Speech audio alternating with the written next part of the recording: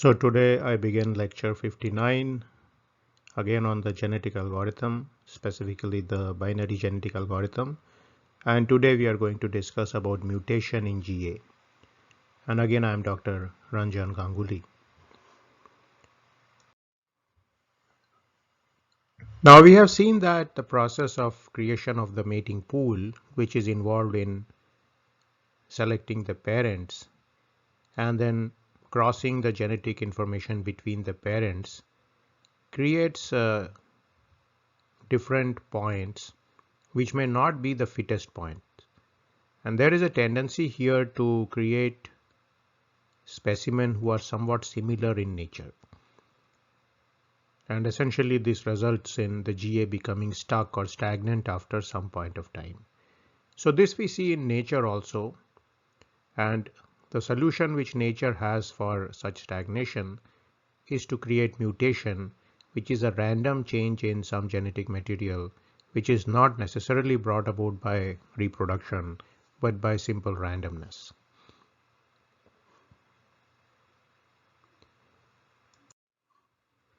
So mutation is a random process which takes place by which points are randomly changed so that the fitness corresponding to these points is changed. Now, one of the things we learn from nature is that mutation is used sparingly. Sometime a particular person will develop a certain characteristic, and if this characteristic is useful in terms of coping with the surroundings, then this characteristic will further grow as the time goes by. So that's typically how mutation is used in nature. Now, what we are going to do is change certain bits with a small mutation probability. And these bits essentially are changed from ones to zeros or 0 to 1. And mutation probability is a number which is typically very small. For example, a number such as 0.005 to 0.1 is typically used for mutation probability. That means we are talking something below 10%. Certainly, value like 5% is quite reasonable for mutation in many cases. Now, one of the things which mutation lets you do is that it lets you have an impact on all the design variables in the problem. And this is done by making sure that a mutation is possible on all the bits in the population. So if you have a population of ones and zeros, the probability of changing a 1 to 0 or a 0 to 1 is there in all the bits of the population. So to do this mutation, we first create a random number between 0 and 1, typically a uniform random number. Now, if this random number is lesser than this mutation probability, a bit is changed to 0 if it is 1 and 1 if it is 0.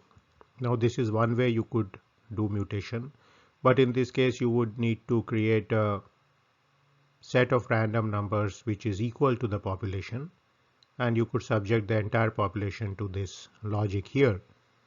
Now, if R is not less than PM, then you do not change the bit. So this essentially captures the philosophy behind mutation, but there is a cleverer way of doing mutation in which you do not have to do it for all the members of the population. So a good way to implement mutation would be to modify PM bits in the population by changing the ones to zeros and the zeros to 1.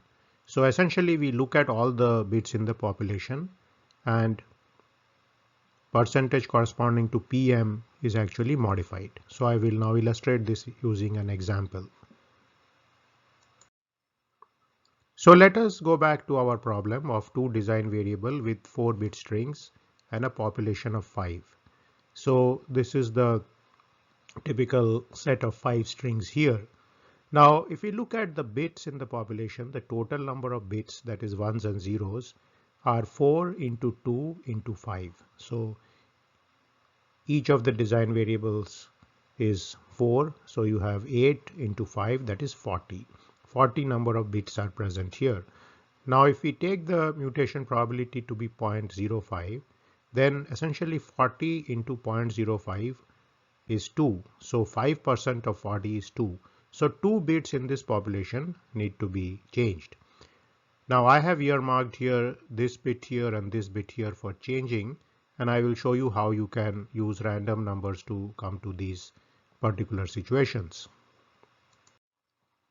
So let's say I generate two random numbers between 1 and 5 because I'm dealing with 5 strings. So these random numbers come out to be 2 and 5. And then I generate two random numbers between 1 and 8.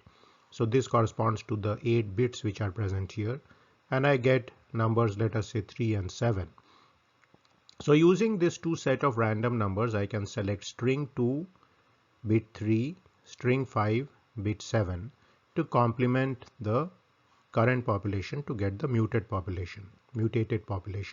So again, this is the set of 5 strings, population 5, which I showed in my previous slide. Now here you can see I have selected string 2, bit number 3 from the right hand side, and string 5, bit number 7, and I have marked these two bits in red here. And now all I do is I change this 1 to 0 and I change this 0 to 1. So this is exactly how mutation takes place, and essentially therefore I have subjected this population to mutation with a probability of 5%. So 2 bits in the population have been changed. Now you can clearly see that this process of mutation has created a new string, and this string is totally randomly created. We are not using any exchange of genetic material or something like that. So mutation in general may not lead you to a better string, but it would also ensure that if you are stuck in some situation, you may escape that particular situation because of the mutation. And this is exactly how nature also tends to use this process, that some species are there, they are in a certain surrounding. Maybe this surrounding became very cold. One of the members developed some kind of hair on their body. These members will then survive more because of the cold weather, and therefore after several generations the species may develop body hair. So something like that is often seen in nature, where creatures may have vestigial tails, for example, or vestigial feet and hand, and they may have gone from the land to the sea, or they may have come from sea to the land, and so on. So all these essentially start off as mutation. So that's the process we are trying to simulate in this particular binary GA situation. Now if we go back and think about what crossing does, is that is typically a mechanism by which the GA moves by large distances in the design space. So essentially there we are changing substantial number of bits in the strings, and therefore you are moving by large amounts. You may change several coordinates and so on. However, mutation is likely to result in local movements around the current point. It is likely to impact one design variable, and maybe it is going to throw this one design variable out somewhere else where there may be a better solution. So one of the good points about mutation is that it adds diversity to the population. So if your population has tended to become very uniform and it is becoming very similar, then mutation can add this diversity to the population. However, the price of this is that mutation can often decrease the mean fitness of the population. So these are things which we generally see in societies and in species also, that if you try to do mutation, you may result in a decrease in the mean fitness of the population, but there may be some positive points also going forward. So I will illustrate the advantage of mutation using a particular example. So let's contemplate a situation where I have 5 strings here, and all the strings have a 0 in the leftmost bit. Now the crossing which we have defined till now, single point and 2 point, if we tried those things, it would not be able to touch this lastmost string here. So if your optimal point actually requires a 0 here, the lastmost bit, the leftmost bit, then you would not be able to get it using the simple crossing functions which we have defined till now. So let us say the optimal solution requires a 1 in the leftmost bit. That would not be possible unless we use mutation. Now mutation would give you a finite probability of changing this leftmost bit from 0 to a 1. So that's something which we see in many cases where there can be peculiar situations where you really need mutation to escape the current bad situation or rut you have got in because of the breeding which has gone on. And this is somewhat similar to the inbreeding which takes place in various biological species, is that in those situations you really need to bring in some members from outside to create some newness in the gene pool. Now mutation in general will result in a decrease in the fitness of the population. So one of the things you can do is you can keep the best string shielded from getting mutated. And again, this is a philosophy which is there in genetic algorithm, where essentially if there are some very good members in the population, they are shielded from the vagaries of random mutation.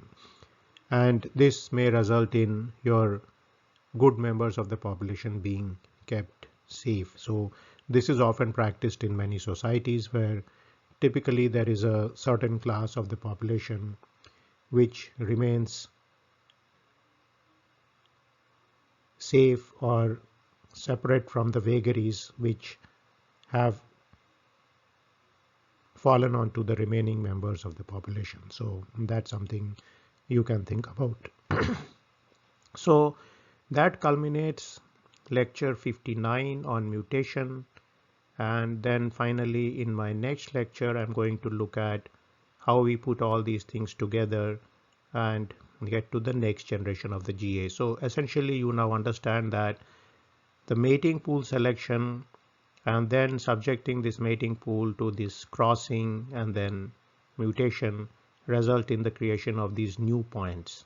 And once these new points are created, we are going to again look at the fitness of the current generation.